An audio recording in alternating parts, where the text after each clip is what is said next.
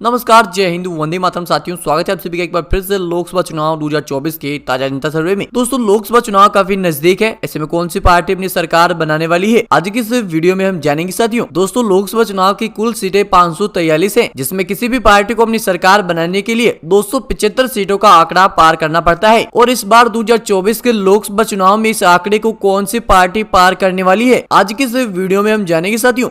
उत्तर प्रदेश की 80 लोकसभा सीटें हैं। यहाँ पर उत्तर प्रदेश की 80 लोकसभा सीटों में से एनडीए भारतीय जनता पार्टी के खाते में 53 लोकसभा सीटें जाती हुई नजर आ रही है। वहीं इंडिया गठबंधन कांग्रेस पार्टी के खाते में 25 सीटें जाती हुई नजर आ रही है और अन्य जनता पार्टी के खाते में 2 सीटें हैं। दोस्तों, उत्तर प्रदेश में भारतीय जनता पार्टी की सरकार है। यहाँ पर भारतीय जनता पार्टी को बड़ा बहुमत मिला है, लेकिन लोकसभा चुनाव में कौन सी पार्टी अपनी सरकार बनाएगी, आखिरकार कौन बनेगा इस देश का अगला प्रधानमंत्री, आज की इस वीडियो में हम जानेंगे साथियों। लेकिन उसे जानने से पहले अगर आपने हमारे चैनल को सब्सक्राइब नहीं की तो हमारे चैनल को सब्सक्राइब करें और बेल आइकन को ऑल पे करें। ऐसे में आपको आने वाली हर अपडेट की जानकारी आपको यहाँ पर मिलती रहेगी। तो साथियों, वही हम बात करें यहाँ पर महाराष्ट्र की 48 लोकसभा सीटों की। तो महाराष्ट्र की 48 लोकसभा सीटों में से एनडीए दल के खाते में 15 सीटें जाती हुई नजर आ रही है। वहीं इंडिया गठबंधन कांग्रेस पार्टी के खाते में 33 सीटें जाती हुई नजर आ रही है और अन्य जनता पार्टी के खाते में 0 सीटें। वहीं बात कर ले हम यहाँ पर आंध्र प्रदेश की, तो आंध्र प्रदेश की 25 लोकसभा सीटें हैं। यहाँ पर 25 में से एनडीए भारतीय जनता पार्टी के खाते में 0 सीटें। यहाँ पर एनडीए भारतीय जनता पार्टी को बड़ा झटका लगा है। वहीं इंडिया गठबंधन कांग्रेस पार्टी खाते में सिर्फ 1 सीट है और अन्य जनता पार्टी खाते में यहाँ पर बड़ा बहुमत 24 सीटें जाती हुई नजर आ रही है। और वही हम बात कर ले पश्चिम बंगाल की, तो पश्चिम बंगाल की 42 लोकसभा सीटें हैं। यहाँ पर 42 में से एनडीए भारतीय जनता पार्टी खाते में 12 लोकसभा सीटें जाती हुई नजर आ रही है। वहीं इंडिया गठबंधन कांग्रेस पार्टी खाते में 30 सीटें जाती हुई नजर आ रही है और अन्य जनता पार्टी खाते में 0 सीट है। वही हम बात कर ले यहाँ पर बिहार की 40 सीटों की, तो बिहार की 40 सीटों में से एनडीए भारतीय जनता पार्टी खाते में 16, इंडिया गठबंधन कांग्रेस पार्टी खाते में 24 और अन्य जनता पार्टी खाते में 0 सीटें। वहीं बात कर ले हम तमिलनाडु की 39 लोकसभा सीटों की, तो तमिलनाडु की 39 लोकसभा सीटों में से एनडीए भारतीय जनता पार्टी खाते में 0 सीटें और कांग्रेस पार्टी खाते में 23 और अन्य जनता पार्टी खाते में 16 सीटें जाती हुई नजर आ रही है। वहीं हम बात कर ले यहाँ पर मध्य प्रदेश की 29 लोकसभा सीटों की, तो मध्य प्रदेश की 29 लोकसभा सीटों में से एनडीए भारतीय जनता पार्टी खाते में 19, इंडिया गठबंधन कांग्रेस पार्टी खाते में 10 और अन्य जनता पार्टी खाते में 0 सीटें। वहीं हम बात करें यहाँ पर कर्नाटक की 28 लोकसभा सीटों की, तो यहाँ पर कर्नाटक की 28 लोकसभा सीटों में से एनडीए भारतीय जनता पार्टी खाते में 15, इंडिया गठबंधन कांग्रेस पार्टी खाते में 13 और अन्य जनता पार्टी खाते में 0 सीट है। वहीं बात कर ले हम यहाँ पर गुजरात की 26 लोकसभा सीटें हैं। 26 में से यहाँ पर एनडीए भारतीय जनता पार्टी खाते में 16, इंडिया गठबंधन कांग्रेस पार्टी खाते में 10 और अन्य जनता पार्टी खाते में 0 सीट है। वही हम बात कर ले यहाँ पर राजस्थान की 25 लोकसभा सीटों की, तो यहाँ पर राजस्थान की 25 लोकसभा सीटों में से एनडीए भारतीय जनता पार्टी खाते में 14, इंडिया गठबंधन कांग्रेस पार्टी खाते में 11 और अन्य जनता पार्टी खाते में 0 सीट है। वहीं बात कर ले हम उड़ीसा की, तो उड़ीसा की 21 लोकसभा सीटें हैं। 21 में से यहाँ पर एनडीए भारतीय जनता पार्टी खाते में 0 सीट है। वहीं इंडिया गठबंधन कांग्रेस पार्टी खाते में 5 और अन्य जनता पार्टी खाते में 0 सीट है। वहीं बात कर ले हम यहाँ पर केरल की 20 सीटों की, तो 20 में से यहाँ पर एनडीए भारतीय जनता पार्टी खाते में 5, इंडिया गठबंधन कांग्रेस पार्टी खाते में 15 और अन्य जनता पार्टी खाते में 0 सीट है। वहीं बात कर ले हम तेलंगाना की 17 सीटों की, तो यहाँ पर तेलंगाना की 17 सीटों में से एनडीए भारतीय जनता पार्टी खाते में 4, इंडिया गठबंधन कांग्रेस पार्टी खाते में 13 और अन्य जनता पार्टी के खाते में 0 सीट है। वहीं बात कर ले हम यहाँ पर असम की 14 सीटों की, तो असम की 14 सीटों में से एनडीए भारतीय जनता पार्टी खाते में बड़ा बहुमत 13 सीटें जाती हुई नजर आ रही है। वहीं इंडिया गठबंधन कांग्रेस पार्टी खाते में 1 और अन्य जनता पार्टी के खाते में 0 सीट है। वहीं बात कर ले हम यहाँ पर झारखंड की, तो झारखंड की 14 लोकसभा सीटें हैं। यहाँ पर 14 में से दोनों पार्टियों को 7-7 सीटें मिलती हुई दिखाई दे रही है और अन्य जनता पार्टी के खाते में 0 सीट है। वहीं बात कर ले हम यहाँ पर पंजाब की 13 लोकसभा सीटों की, तो यहाँ पर पंजाब की 13 लोकसभा सीटों में से एनडीए भारतीय जनता पार्टी के खाते में 6, इंडिया गठबंधन कांग्रेस पार्टी के खाते में 7 और अन्य जनता पार्टी के खाते में 0 सीट है। वहीं बात कर ले हम यहाँ पर छत्तीसगढ़ की 11 लोकसभा सीटों की, तो यहाँ पर छत्तीसगढ़ की 11 लोकसभा सीटों में से एनडीए भारतीय जनता पार्टी के खाते में 4, इंडिया गठबंधन कांग्रेस पार्टी के खाते में 7 और अन्य जनता पार्टी के खाते में 0 सीट है। वहीं बात कर ले हम यहाँ पर हरियाणा की 10 सीटों की, तो यहाँ पर हरियाणा की 10 सीटों में से दोनों पार्टियों को 5-5 सीटें मिलती हुई दिखाई दे रही है और अन्य जनता पार्टी के खाते में 0 सीट है। वहीं हम बात कर ले यहाँ पर फाइनल सीटें केंद्र शासित प्रदेश की 6 लोकसभा सीटों की, तो यहाँ पर केंद्र शासित प्रदेश की 6 लोकसभा सीटों में से एनडीए भारतीय जनता पार्टी और इंडिया गठबंधन कांग्रेस पार्टी दोनों पार्टियों के खाते में 3-3 सीटें सीटें जाती हुई नजर आ रही है और अन्य जनता पार्टी के खाते में 0 सीटें। तो दोस्तों आप यहाँ पर देख सकते हैं, हम लोकसभा की 543 सीटों में से 543 सीटों के बारे में बात कर चुके हैं और यहाँ पर 543 में से एनडीए भारतीय जनता पार्टी खाते में 226 सीटें जाती हुई नजर आ रही है। वहीं इंडिया गठबंधन कांग्रेस पार्टी खाते में 255 और अन्य जनता पार्टी खाते में 62 सीटें जा चुकी है। और दोस्तों आप देख सकते हैं यहाँ पर इंडिया गठबंधन 255 सीटों के साथ जीत हासिल करता हुआ दिखाई दे रहा है। यहाँ पर देखा जाए तो काफी टक्कर का मामला है। लेकिन दोस्तों 2024 के चुनाव में आपके हिसाब से कौन सी पार्टी जीत का झंडा गाड़ने वाली है, हमें कमेंट सेक्शन में आकर जरूर बताएं। और हमारे सर्वे पर आपकी क्या राय है, हमें कमेंट सेक्शन में आकर ये भी जरूर बताएं। और अभी तक आपने हमारे चैनल को सब्सक्राइब नहीं किया है तो हमारे चैनल को सब्सक्राइब करो और बेल आइकन को ऑल पे करें। ऐसे में आपको आने वाली हर अपडेट की जानकारी आपको अपने चैनल पर मिलती रहेगी। मिलते हैं अगली बड़ी खबर के साथ, तब तक के लिए जय हिंद जय भारत। आपका दिन बहुत बहुत शुभ हो।